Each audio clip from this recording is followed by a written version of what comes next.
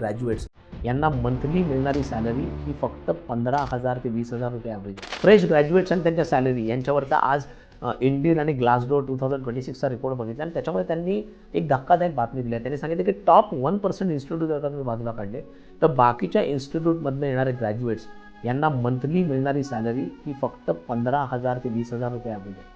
आणि मग असा विचार आला की मेट्रो शहरामध्ये ज्या मेड सर्वर म्हणून काम करतात त्यांनासुद्धा महिन्याला 25,000 ते 30,000 रुपये मिळतात. ओला, उबर या टॅक्सीचे जे ड्रायव्हर्स आहेत त्यांचं नेट रिटेन्शन साधारणपणे 22,000 ते 27,000 रुपयाच्या आसपास असतं. फूड डिलिव्हरी ॲपचे जे पार्टनर्स आहेत, जे डिलिव्हरी बॉयज आहेत त्यांनासुद्धा महिन्याला 25,000 ते 30,000 रुपये मिळतात. आणि या सगळ्यांना आपण ब्लू कॉलर जॉब्स म्हणून म्हणतो.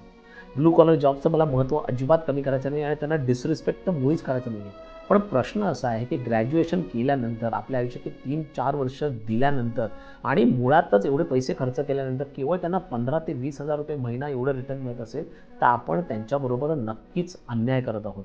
आपल्याला हा इन्व्हर्जन ऑफ स्किल पिरॅमिड जो होतो आहे आणि आता पुढे जाऊन ही परिस्थिती आणखी डाग बनणार आहे याचा विचार एज्युकेशन सिस्टमने करणं अत्यंत गरजेचं आहे. आणि ह्याच्यावरती पावलं उचलणं तर आणखीन गरजेचं आहे जर का तरुणांमध्ये असंतोष माजू नये असं वाटत असेल तर.